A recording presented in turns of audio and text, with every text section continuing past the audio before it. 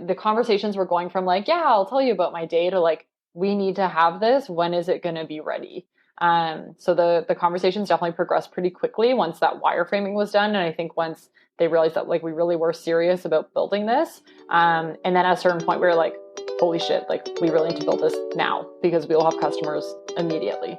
Welcome to the Product Market Fit Show, brought to you by Mistral, a seed stage firm based in Canada. I'm Pablo. I'm a founder turned VC. My goal is to help early stage founders like you find product market fit. Today, we have Mallorie, the co-founder and CEO of Bridgit. Bridgit is a construction tech company that today offers the #1 workforce management platform for the construction vertical. Bridgit is based in Waterloo. They have 100 employees and have raised almost $50 million. Mallorie, it's a pleasure to have you here. Thanks so much for having me on the show. Look, the topic of today's episode is how to come up with an idea. This is like, it's the $1 million question, right? Because if you're and I remember these days, like pre gym track, you're an aspiring founder, like you just know that you want to build something, that you want to start a startup, and you don't have an idea of what, right? And when you start, like you read all these things, lean startup or whatever, it's always post idea. It's like, once you have an idea, here's how you launch an MVP, how you test it, how you iterate it. And a lot of the stuff is kind of like, well, you should just have an epiphany, like some idea should come to you and then you roll with it, right? And your story of how the idea for Bridgit developed was a lot more methodical. And so I think that this is going to be very helpful to founders that are in the really early days of how to do it, right? How to go through a process. And look, it's not always going to work. You're not always going to come up with this amazing idea just because you go through these steps or whatever, or this process. But the example, I think, is going to be really helpful to give a sort of framework of the sort of things you might do to get inspired and come up with something that's worth solving. Let's start at the beginning. Were you in university? Had you graduated? Like, what was happening at that time? Yeah, so going back even just one step before that, I remember being in university, going to business school and specifically focusing on the entrepreneurship classes. I really wanted to start a business as soon as I graduated and have that be my career. But I remember thinking to myself, like, oh, I just haven't had that aha moment yet. And when is this big idea going to hit me? Then I'll be able to start a business, but only when I all of a sudden wake up one morning and have this amazing idea. And then I remember actually in one of the entrepreneurship classes, one of our professors had us do this new venture project. And what he said to us was essentially find a sandbox to play in, an industry that you're excited about or that you know about, and just start talking to people in that industry and start trying to identify a problem or a pain point that you might be able to solve. And that really stood out to me ultimately. And I was like, oh, like maybe I don't need to have this aha moment. Maybe it is just about going out and talking to people that could be our customers one day. So then fast forward a little bit, I was in my final year of university and decided to apply to the Next 36 program, which was an accelerator program. And my business partner, Lauren, also applied to that program. So we didn't know each other, got randomly matched up on a team together. And the very first night of the program connected on the fact that both of our families had been in the construction business and that Lauren also was a civil engineer and had worked on site. So that very first night, we were like, oh, construction, this is something we're both excited about. We know some people in the industry. This is going to be the sandbox that we play in, but we don't know specifically what business or what product we will have. But let's just start talking to people in the construction business. So that's what kicked off our initial research. And, at first it was a handful of interviews with friends and family that we knew in the space. And over time, that actually turned into 500 on-site research interviews that we conducted over the next 9 months. This is what I think is so important to your story, which is you spent a lot of time in research mode, like true research mode. And I worked with probably hundreds of pre-idea or idea stage companies. And the motion is the same. It's here's my idea. Okay, I'm going to go do validation, which means like I'm going to tell 10 people that here's why they need to buy it. And like they're going to nod their heads and I'm going to be like, cool, it's validated, right? Like that's more or less effectively it. And the ones that do real customer discovery oftentimes find out it's not a problem and they have to scrap their whole idea anyways. And that is probably 95% of the idea stage companies that don't make it to traction fail because in the first place, they just weren't solving an important enough problem. Mm-hmm. And that's the importance of being in research mode, which is if you do it right, you're very unlikely to start building until you've identified a problem that's worth building for because you're spending so much time in that sandbox. Yeah. No one wants to be a dream killer, right? So like if you're a young entrepreneur, you're going and you're like, I have this amazing idea. What do you think? no one wants to be the person that says, your idea sucks and I would never pay money for this. They're like, oh yeah, it's pretty good. Whereas if you go in and you actually don't have an idea, there's no dream to be killed, right? You're just going in asking about their challenges. So you get a lot more really valuable feedback and conversation when you're not actually going in asking someone, is this good or is this bad? Because no one wants to be the person that says it's bad. That's right. And I think this is so important, especially for like younger first-time founders who frankly are probably not an expert in any space, right? It's one thing if you've worked in the industry for 20 years and all of a sudden, something happens and you realize like, wow, this product needs to exist. Well, maybe you already have done customer discovery, over the last 20 years. You're in your 20s, like you don't know much about anything, just to be honest. And so if you don't spend time in that research mode, there's a lot of assumptions that you're baking into that idea that you need to really go and flesh out. Yeah, for the 20-year veteran, it might feel like an aha moment, but really it is those 20 years of experience. Right. And you're just kind of connecting all those data points and all those stories together to come up with that idea. But really you were, like exactly as you just said, you were doing that customer discovery for the last 20 years of your career. So let's start at the first step. We'll jump into the questions and everything. But step one is, if I understand it, it's pick an industry. You picked construction because... could I say like you were passionate for it, or was it close? I'm just curious, like you could pick an industry in so many ways. Like you could just go and be like top 10 hottest industries today. Okay, e-commerce. And then you're like in e-commerce. Like, is there a method to even that first step? Yeah, starting a business is definitely a marathon. And so I think passion is important. It was a space we were both interested in. I was actually thinking of going to apply for a job at a general contractor. Lauren had already been working in construction. We were also familiar with the space, so that felt like we would be able to access more of these initial research conversations, at least for the first handful of them. We were lucky in that, right off the bat, it's a huge industry. So we weren't concerned about market size, but depending on what the industry is that you're choosing, market size is something I would think about. And then just the trend of mobile technology was pretty obvious to us right at the beginning that everyone now had a smartphone in their pocket, and that likely was an opportunity to bring more technology to the space. So a few of those, qualifiers almost, but I do think passion is important because if the business is successful, it's something that you're going to be working on for many years to come. And if we had, hated working in the construction industry, then it wouldn't have been a good pick, no matter how good the opportunity was. Passion is almost like an edge because it's just going to make you not just work that much harder, but think that much smarter and just invest that much more time and energy into it. Yeah. And without it, it's going to be a roller coaster. So it's not going to be all fun and games. And when hard times hit, you're just going to give up probably if you don't care enough. Step one, you pick an industry. Cool. Step two, you started mentioning these discussions with friends and family. Like I would assume you try your immediate circle. In your case, you had that luxury. In other cases, you might not. Tell me a story, like what were those very, very first, like literally the first one or two or three conversations like? If it was with friends and family, fine. But what were you asking? Like what were you taught? You knew very, very little, I would think at that point. So what was that like? We were really at that point trying to validate whether technology in general was seen as potentially adding value to the industry we were operating in. So just doesn't matter what the app is or what the product is, was there a willingness to consider technology as something that could bring innovation or efficiency to the space? And that became very clear right away. And it's like kind of obvious in hindsight, but we were like, is this industry going to be really resistant to that? Is there a desire to use more technology? So that was really critical. And I think the other insight we discovered was not about a specific product, but was that people love to complain. If you ask them questions about what their challenges are and what is, taking a lot of their time at work, they will spend so much time with you. And so that was really, the tactic that we ended up using was that people like to complain. And so if you can ask those questions that give people the opportunity to talk about their hardships in their work and in their careers, they will spend a lot of time with you because it's almost therapeutic to an extent. And through that, we were able to gather so many insights and pick up on so many trends of the things that were frustrating in the industry. And I think there's often this temptation to always go in and be the expert, and especially as a young entrepreneur, you want to make sure that you come across as smart and that you have potential to have a great idea. But in my opinion, the best way to do that is really to just sit back and listen and let the potential prospect own the conversation. And then in the background, you're gathering all the information, all the data points to find those themes and find those trends.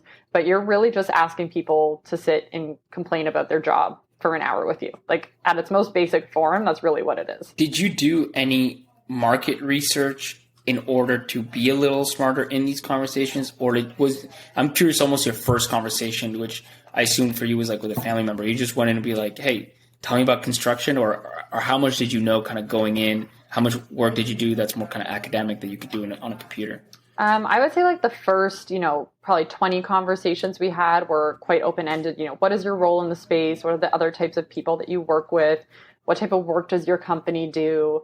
All of that. And after we had about 20 conversations, we really started to understand the different stakeholders, how they work together. So we probably didn't come across as, insightful, or we maybe needed to ask more of those basic conversations in the first few, but you're listening and learning quickly. And then you can get to more of the and, you don't need to ask how does the engineer work with a general contractor in conversation 21, because you've already heard that it's the same in every circumstance. So you can jump right into what the engineer's challenges are, for instance. So I think some of those preliminary interviews, we've had more of those basic questions, and that kind of evolved. We actually didn't do a ton of online research or more academic research outside of just trying to map the actual market opportunity. All of the customer discovery is really getting out there and talking to potential customers. Okay, so you have your first few conversations, not much market research, and a lot of those are kind of called warm leads, right? Like people that or that you have mutual introductions to or whatever. At some point, you make the leap and you go into completely net new people in the construction world. Who was like the first one, right? And how did you, I'm curious about all the details around that, right? Because people will say, okay, I want to start an e-commerce company. I don't know anybody in e-commerce. How do I get in front of somebody that's running an e-commerce site and get them to give me time? Who do I go after? All those things, right? So in your case, construction, how did you go and that the kind of the first one or two or three, what's that story of who it was, how you got to them, and then how you got them to give you time and so on? Yeah, there was really 3 tactics that we used. So the first one was anyone we talked to, we asked, is there anyone else that you think would be willing to speak to us for 15 minutes? So you're not taking up an hour of their time or an hour and a half of their time, 15 minutes, you can even get a lot of information, and it's a very low commitment. So that helped expand the potential number of people that we could do the research with. The second was because we were just graduating from Western University, we had access to a lot of the alumni databases. So we'd use those to actually reach out to folks that had been to Western University. There's some sort of common connection there. We're doing research on this potential business idea, or we don't even have an idea yet. How much did you use that line? I'm a student doing research. All the time. Yeah. If you are a student and you're watching this video, everybody wants to help students. So completely, that is such an opportunity that you don't necessarily have later down the road. So definitely leverage that. And then the third thing, which is definitely specific to construction, but we literally just walked onto job sites. So we would drive around in the morning before class. We would see cranes in the sky. We'd be like, there's a construction site. We'd go to Tim Hortons. We'd get coffee. We'd get Timbits. We'd walk onto the site and we'd say, hey, can we chat with you for 15 minutes? We brought you some coffee. We're trying to start a business. We just want to learn more about the industry. You had a name for this whole exercise. Yeah, right? Crane hunting, right. We called it. Yeah. And then we'd show up to class with our steel toe boots and hard hats, and everyone's like, what are you doing? And we're like, we're going crane hunting. So I need to hear that, right? You find a crane, you drive there, what happens? So first of all, we were in my mom's old Sebring convertible, which was okay. That just stuck out so much on a job site where it's big trucks and everything. And you have this 10-year-old silver convertible driving up onto the job sites. So sometimes we'd park at a block away because we were embarrassed. And then we would walk up to the job site, and in larger cities, there's much more security on job sites. But in London, Ontario, where we were, there wasn't too much security. So we'd have our PPE on. So our steel toe boots and our hard hats. And we'd walk on site and we would just go right into the site office. So the trailer on site, and we would just knock on the door and someone would answer and they'd be like, what are you guys doing here? And we would be like, well, we're 2 students at Western. We are really hoping to start a business that can bring technology to the construction industry. could we talk to you for 15 minutes either now, or if there's another time that we can come back that is better, we'd love to just pick your brain. And then they'd be like, okay, yeah, I have time right now. And then we'd be like, here's your coffee, here's your donuts. This is a site manager. Like, who's the person in that trailer? So it was typically the project manager or the site super. And initially we were interviewing all different types of stakeholders. Like, we were open to talking to anyone because, again, we didn't actually know what problem we were going to solve yet. And then depending on how the conversation went with them, we would say like, hey, can we come back another time and ask you more questions when we're further along? And they would always say yes. They'd give us their contact info. Some of them also then invited us to just shadow some of their meetings on site because they were interested in, what we were doing. So then we'd get to go back and just listen to the meetings they were having for 2 hours and take notes. And so there was like a handful of people that let us go back to their site, like literally all the time. Even as we got into like the actual idea. I once heard this kind of rule, like when you talk to new people, you have this kind of 10-80-10 rule where 80% is kind of like status quo. They'll be like, yeah, sure, I'll give you 15 minutes, whatever, and that's it. 10% are dicks, and they'll be like, no, like get out of here. But then you have the 10% who are like just stars, right? And like they're like, yes, 100%. They give you 30 minutes. They introduce you to everybody. Was that more or less your experience? Yeah, so I had never heard of that specific rule, but basically, and I would say even fewer actually told us to get lost, which was nice. I think that only happened one time. But other than that, like everyone was, willing to give us time, but there was definitely a few of those standouts where we'd go back to their site every single week. Like anytime we had another question, they said, just, call us, email us, we're happy to answer. So we definitely had, a few folks that just spent so much time with us, which like in hindsight, I'm like, wow, why did they do that? That was so nice. But it definitely helped us actually launch the business. And I think it spoke to the fact that we were really starting to dig into a real pain point that they had helped us discover. How much time, like how many weeks or months did you spend in this kind of research phase? How many sites did you end up going to? The exact number of sites, I don't know, but we spoke to literally hundreds of people in the industry, like phone calls, job site visits, etc.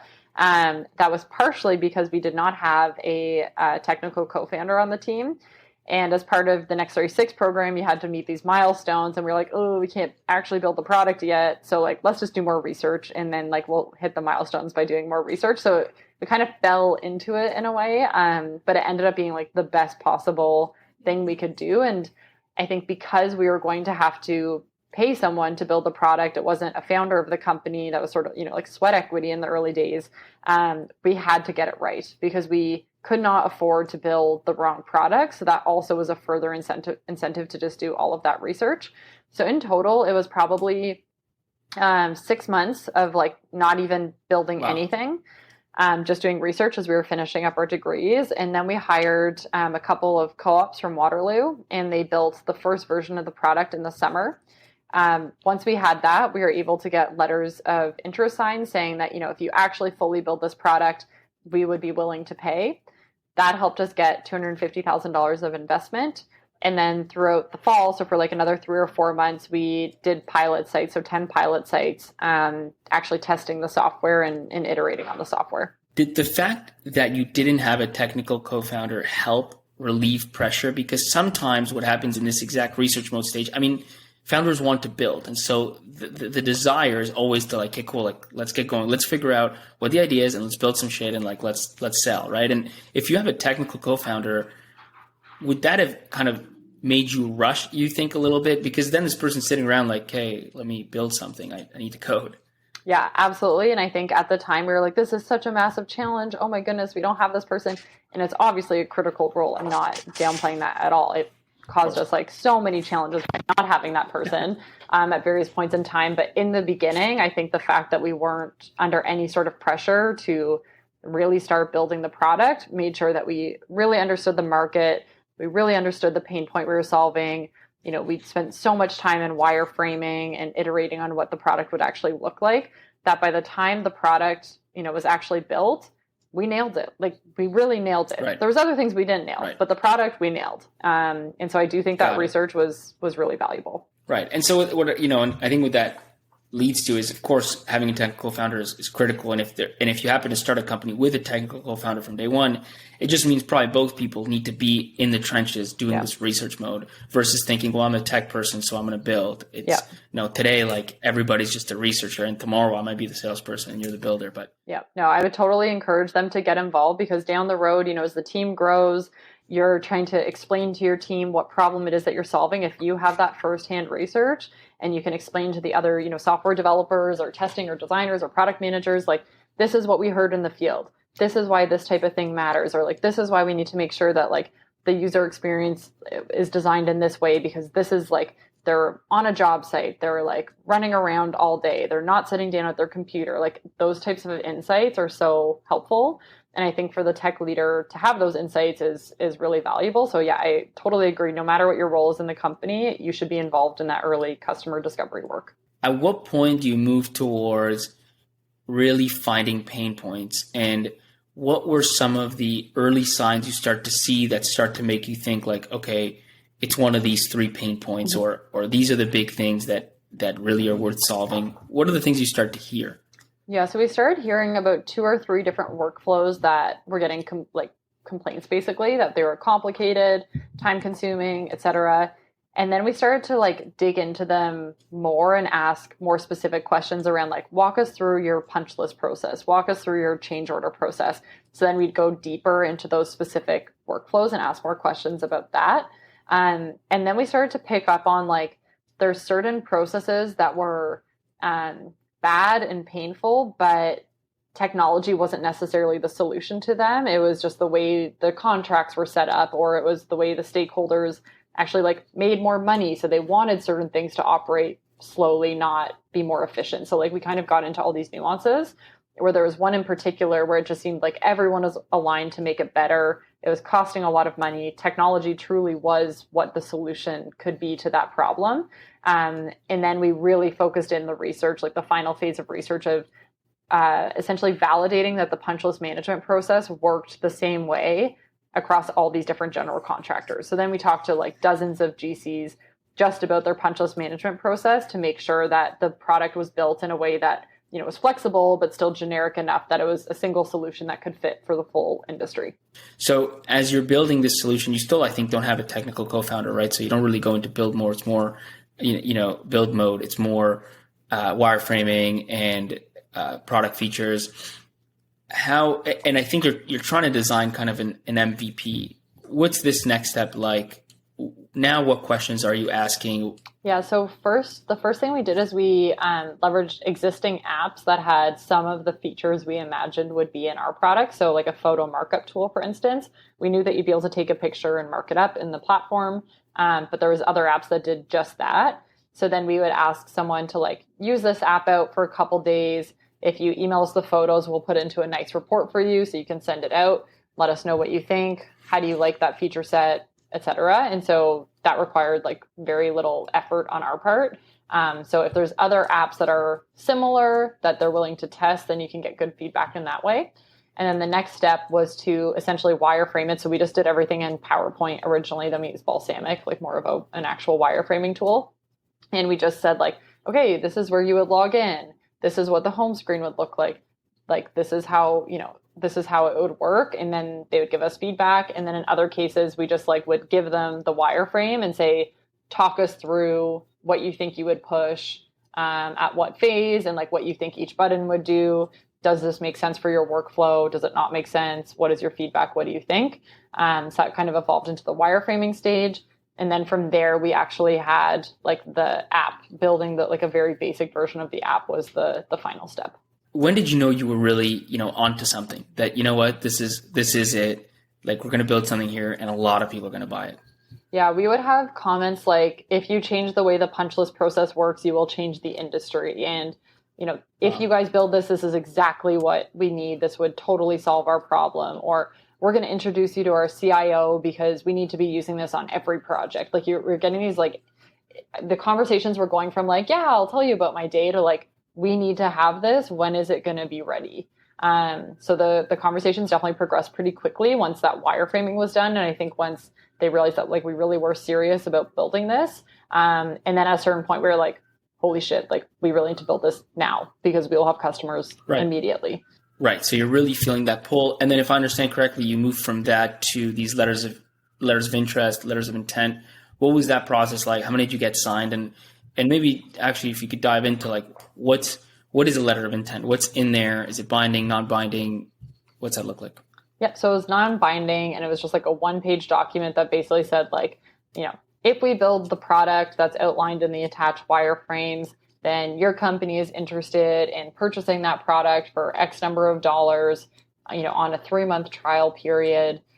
Do you agree? Yes or no? But then it says it's non-binding. So it's really just like what we discovered by doing that was like a lot of people are like, look, I really want the product, but I'm actually not in charge. So you're going to have to talk to my boss. And then we're like, oh, that's interesting. Like, we didn't know who had like budget approval at that point in time in the research. So it actually starts educating you on the buying process. So that was really helpful. And then if there were any of those people that had just been nice to us the whole time, it became very clear that they weren't actually serious and they were just being nice to us. And then it kind of like weeds them out, because even though it's not binding, like you're still signing something, you're still putting your name on it. So it just makes it more real. And then the way we were able to leverage those letters, because we didn't actually have enough money to build the full product. So then we were able to leverage that to go out and do a small angel round so we could actually build the product. Got it. Now, I've done the letter of intent thing too. And when we launched Gym Track, we had like 25 gyms sign letters of intent. They were non-binding. They're also one page. There's kind of like 3 sentences. And I've always thought since then, I'm curious on your thoughts too. I'm personally never doing that again. I'm putting a real contract down, and I'll get less of them. Like, you're not going to get 25 of them, but I'm trying to get like 2 pre-orders, and I'll put in whatever guarantees. I don't care, right? It'll say like, listen, when it's ready, it's a contract though, but it's when it's ready, you'll pay me this much, and you have a 90-day money-back guarantee. If you tell me you don't like it for any reason, I'll refund you, and you'll be the first one to get it. Like, all these things. And my thing is, if somebody's going to buy it in 6 months, and you give them all the guarantees, and you just you cut out any sort of objections, then they should buy today. Do you think you could have done that and had real POs at that point, or is there any reason why it wouldn't have worked? So I think it's possible it could have worked. So when we launched our second product, actually a couple of years ago, we did do that. So they were like actual sales agreements, but again, with sort of all these different opportunities to leave the contract if it was not a fit. But our company was much more established at that point in time. Like, we were a 50-person company, and we had raised some capital, and we weren't just like 2 university kids like trying to build a software product. So I think I had more of the confidence that we could actually deliver. Whereas in those early days, like, I don't think I would have wanted to sign a contract. Like, I didn't know if we were actually going to be able to build this product. I didn't know if it was going to come.